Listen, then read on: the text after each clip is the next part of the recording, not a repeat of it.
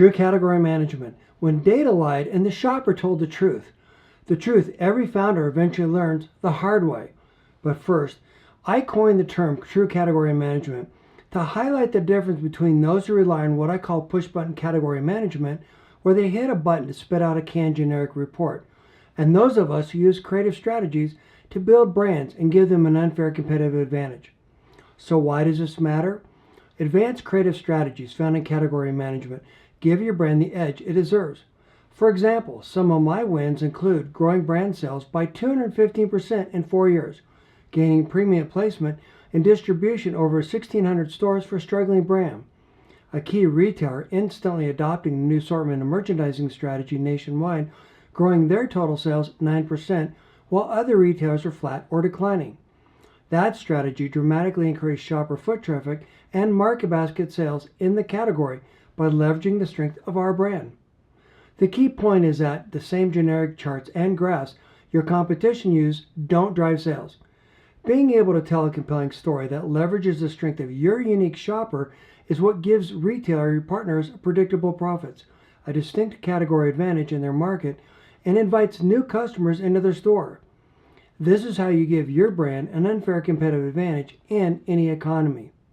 Those strategies can give small brands an equal seat at the retailer's table with the best funded, most sophisticated brands on the planet. This is exactly how I pushed around some of the biggest, most iconic brands. Those strategies are sprinkled throughout all my podcast episodes and in the free guides at the end of every episode and throughout the Retail Solve website. Back to our story. If you're an emerging CPG brand, chances are someone has told you that the key to winning in retail is more velocity, more promotions, more social media, more doors, more influencers. But here's the uncomfortable truth you only learn once you've been in this industry long enough. Most brands don't fail because of a lack of marketing or distribution. They fail because they don't understand how retail actually works. And retail, real retail, is driven by the shopper, the category, the retailer strategy, and the brand's ability to solve problems better than anyone else. Everything else is noise. Today, I'm going to walk you through the single most important capability you can master in your business, the skill big brands groom aggressively and small brands desperately need. True category management, not templated reporting, not syndicated data dumps, not decks filled with charts no one understands. I'm talking about the strategic discipline that helps you understand your shopper, anticipate trends, identify category opportunities, drive retailer profit, and become the most valuable partner in the room, even if you're the smallest brand on the shelf. This is the kind of knowledge big brands send people to week-long trainings for, and I was lucky enough to receive that training month after month and at the highest level. Today, I'm opening that playbook for you. Put a different way, I'm going to show you how to skate to the puck before the play even starts, and I'm doing this as the next chapter in the new Item Essentials series. But first, let me tell you the story of when I realized how powerful and how misunderstood category management really is. The story. When data lied and the shopper told the truth.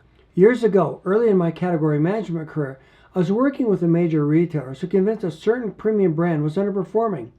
The retailer's ranking report showed poor velocity, low distribution, below average sales contribution. The recommendation from their internal team? Cut the brand, replace it with something cheaper and faster moving. But something fell off, so I did something most analysts never do. I went to the store. I watched shoppers interact with the set. I watched how they moved, what they touched, what they compared, what they put back, and what they carried to the register. I asked shoppers to walk me through the decision-making process, and here's what I saw. Shoppers weren't ignoring the brand because it wasn't appealing. They were searching for it, and often they couldn't find it. It was misplaced in some stores, blocked by shelf tags, stocked incorrectly, replenished late, and in one store, literally behind the wrong product. The data said the brand was failing. The shopper said something entirely differently. Remember that a confused mind will always say no. That's when I learned a lesson I've carried with me throughout my entire career. Data tells you what's happening. The shopper tells you why. And true category management is about combining both, strategically, intelligently, creatively, so that you can give retailers something 99% of the brands never offer, actionable insights that grow the entire category. That single insight not only saved the brand, it made them one of the retailer's preferred partners. That's the power of category management done right. Let's zoom out and see where this fits in the retail operating system roadmap. Why category management is the North Star. True category management sits at the center of new item success, merchandising, assortment, brand health, data storytelling, retail relationships, and trade marketing ROI. It's the backbone of every other strategy you'll use. When founders ask me, how do I get more distribution? How do I avoid delisting? How do I get better placement? How do I stop overspending on trade? How do I build the selling story retailers care about? My answer is always the same. Start with the category. Because retailers don't buy products, they buy category performance. Retailers don't buy stories, they buy outcomes. And retailers don't buy products, they buy solutions to shopper problems. This episode is your roadmap to understanding how to think, act, and sell like a category leader, no matter your size. Let's break it down into 5 micro strategies. Strategy number 1, think like a category, not a brand. Stop selling your brand, start selling the category. Retailers don't buy products, they buy category performance. The founder mistake. Most brands talk about their mission, their ingredients, their clean label, their certifications, their packaging, their values. All great things, but none answer the question retailers care about. How does this improve my category? The retailer's lens. Retailers are responsible for increasing trips, increasing profit, maximizing space, improving conversion, responding to trends, and beating their competition. If your product doesn't help them do these things, they don't need it. The better way? Become a category interpreter. True category management is the art and the science of understanding shopper behavior, specifically how your unique customer shops, identifying unmet needs, the gap that increases customer churn in their store, mapping trends to assortment, improving the shopper journey, highlighting contribution, not your sales, but the profitable dollars your brand generates, showing incremental growth opportunities, how your brand gives retailers a distinct and unique competitive advantage. When you speak that language, buyers listen. Action steps this week. Number 1, write a 1-sentence answer to what problem in the category does my product solve better than anyone else. Number 2, identify the shopper segment that drives category growth. Number 3, rewrite your pitch so it leads with category logic, not brand logic. Strategy number 2, retailers want insights, not reports. Data doesn't sell, insights do. If your data isn't telling a story, it's just decoration. From the Mining Your Data Field mini course, data does not equal insights. Most brands throw syndicated data tables into a deck and call it a category story. But true insights are shopper behavior, switching patterns, mission-based needs, premium trade-up trends, category value drivers, seasonality patterns, basket linkages, market gaps. The founder mistake is presenting data without interpretation. This is what most brands are trained to do, including big brands. The better way? Tell the buyer, here's what the shopper's telling us, and here's how we help you respond. Suddenly you're not a vendor, you're a strategist. Action steps this week. Number 1, pull your category's latest 52, 26, and 13-week sales. Number 2, identify top growing attributes, fastest growing shopper segments, declining mainstream behaviors. Number 3, turn each insight into a 2-sentence takeaway for your deck. For example, there's a $1.5 million gap in your category, and here's how we plug it. Strategy number 3, map the shopper decision tree. The shopper decision tree, your placement superpower. If you understand how shoppers navigate the shelf, you can win any shelf you want. This is a core principle of true category management. The shopper decision tree explains how shoppers navigate the shelf, what they look for, what they compare, where they go next, their emotional and functional priorities. The problem? Most founders never build one. The power: once you map the decision tree, you instantly understand where your item belongs, what it competes against, what it complements, where it should be blocked, what signage improves conversion, which attribute drives trial. Big brands spend a lot of money paying outside consultants to solve this puzzle. You can simply just ask your loyal customers how they shop for your brand and what's important to them. I talk about the power of building an online community for your customers in several podcast episodes. This is one of the best strategies to leverage the strength of your brand with retailers. Imagine being able to tell retailers, this is exactly where your most profitable shoppers look for your brand, and here's a list of products they purchase with it. Priceless. Action steps this week. Number 1, identify the top 3 reasons the shopper enters your category. Number 2, identify the attributes they check first. Number 3, build a 3-level decision tree. Number 1, category need. Number 2, attribute group. Number 3, product type. This becomes your placement logic and your negotiation leverage. Strategy number 4, learn to see the assortment gaps like a buyer. Find the gaps the retailers can't see. The fastest way to land shelf space is to show retailers the opportunity they're missing. Retailers can't possibly be experts in every category and every item they sell. They need your help. This is an opportunity for you to help them gain a significant competitive advantage in the process.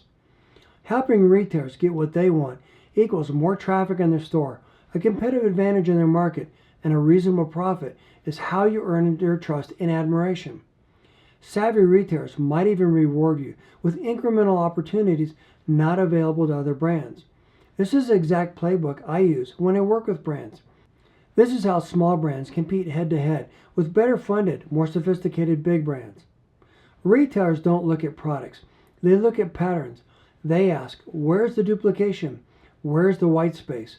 What item trades shoppers up? What items drive premium basket? Which items attract new shoppers? Which item serves future trends? I go deeper into this in my True Category Management, the Roadmap to Sales Success mini course. Tools like the Pareto curve, generic ranking reports, share analysis by brand and segment, market versus account comparison let you see what the buyer sees, sometimes even before they do. The better way? Show the buyer, here's the unmet need in your category, and here's how our product fills it. Sometimes this requires an ad hoc analysis.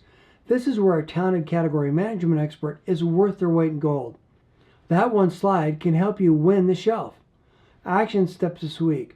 Run a simple gap analysis. What the market sells, what the retailer sells, what are shoppers searching for, what's missing. Highlight and quantify the opportunity. Strategy number 5. Use category management to earn trust. Become the category advisor, not a vendor.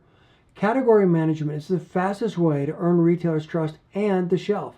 Retailers respect brands who bring insights, simplify complexity, anticipate problems, support execution, take a shopper-first approach, identify opportunities, keep them at least one step ahead of their competition.